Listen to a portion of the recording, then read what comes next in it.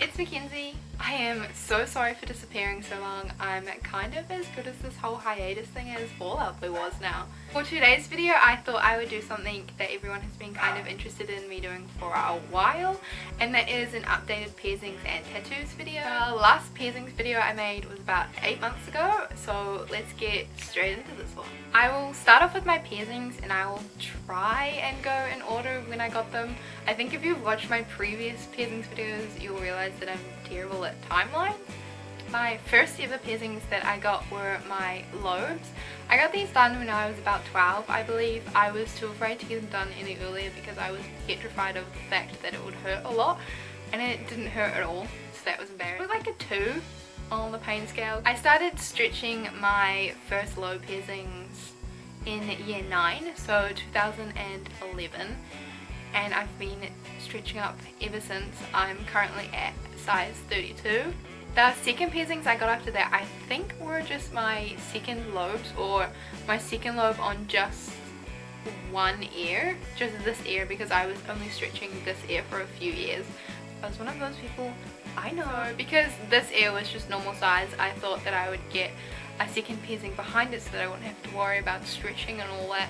Ended up taking it out eventually anyway, obviously, because I did start stretching this ear, and the mark is still kind of there, but it's like inside my lobe now, so it is kind of lucky that I did take it out. I did get second piercings behind my plugs about 3 years ago, I think now.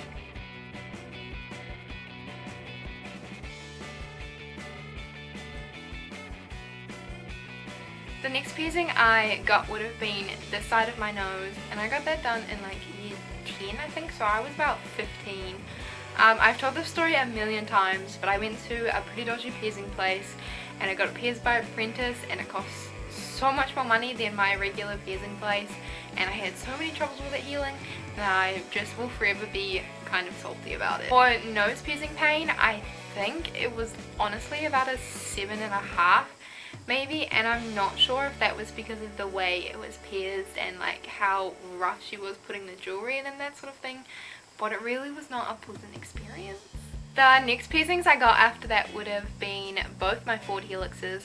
I got them done at different times, but I'm pretty sure I got them done within the same year. My Ford helixes were my first cartilage piercing, I believe, and I wasn't really prepared for the kind of pain that comes with cartilage piercings or the healing. I'd had friends that had had them before and had warned me, but I kind of didn't really listen as much as I should have.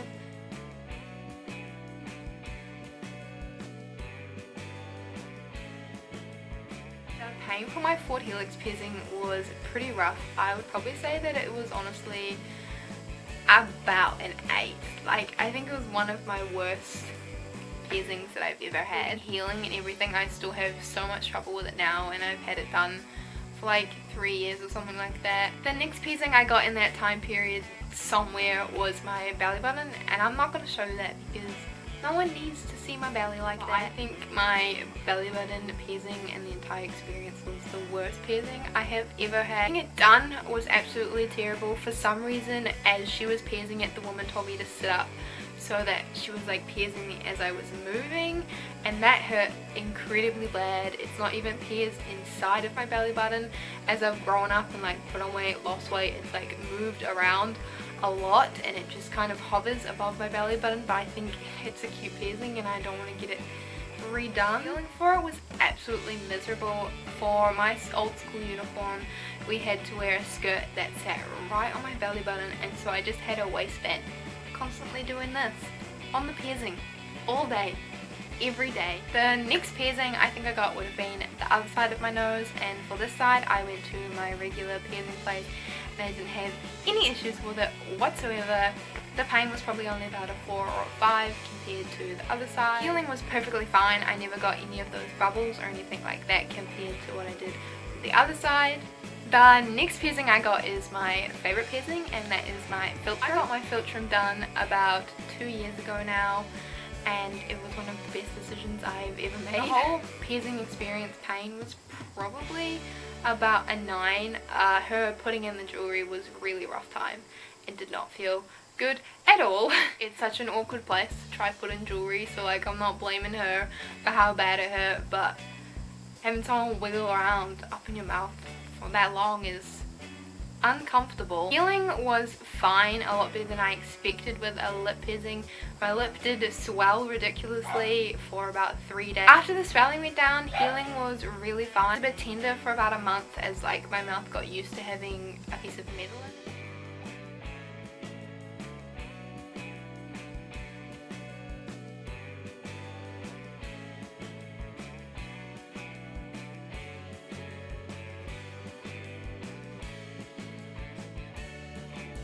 My next piercing that I got was another cartilage piercing, and it was just my top ear.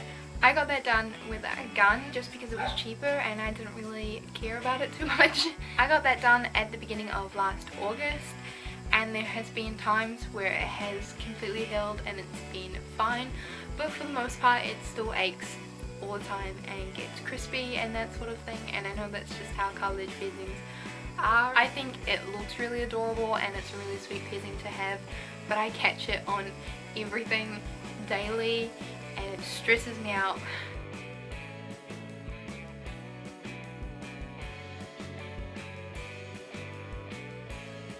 My most recent piercing that I got was my conch.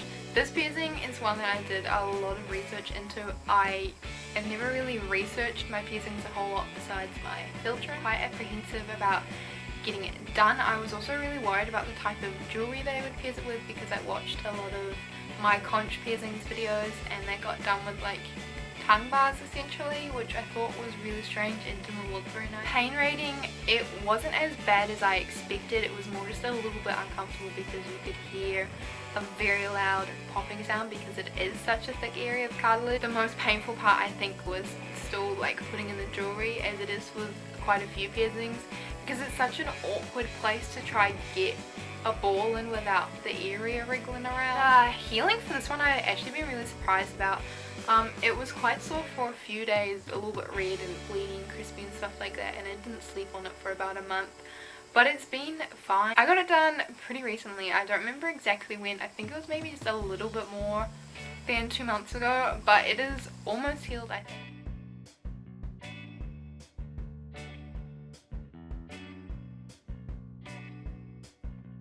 My first tattoo I got done probably about 2 years ago now, and it is this one here on the outside of my wrist.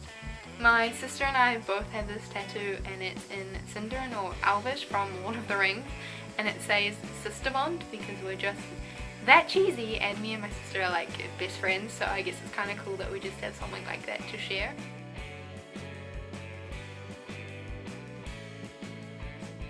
The rest of my tattoos were all done by a really talented artist called Jacob Cross at Skinks Tattoo Lounge, and I will put his Instagram here so you can go check him out and give him a follow. My first big tattoo that I got done was the one on my right ankle, and I made a vlog about that, so if you want to check that out I will link that down below. My leg took about 2-3 hours and a half, I think, maybe. It was either 2.5 hours or 3.5 hours. Pain wise, it was nowhere near as bad as what I expected it to be. There were definitely a few parts that were insanely painful, but nothing that I couldn't manage to sit through.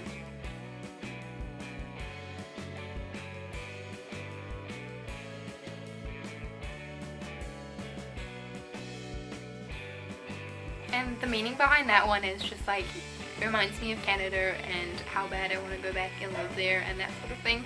So when I look at it, it's just kind of like my happy little place. My third tattoo that I have is on my forearm here, and it is just like a little sprig of lavender or some sort of wildflower. Jacob just drew it up once and I was like, that's super nice, and I would be okay with putting that on my body forever. I am currently studying floristry, so my class kind of sat around and like talked about what kind of flower they think it was, and we couldn't decide.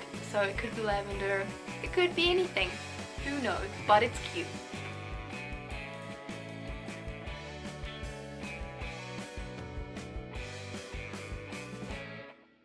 My final tattoo that I got pretty recently is this little spoopy critter here on my arm. People told me that I was insanely brave for getting a tattoo there.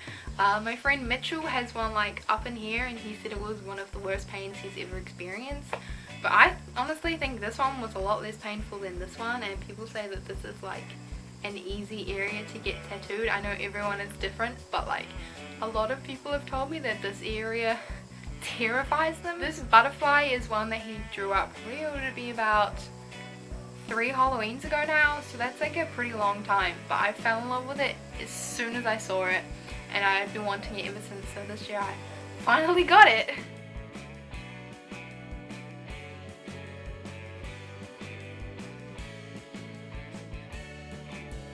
All of my piercings and tattoos that I currently have.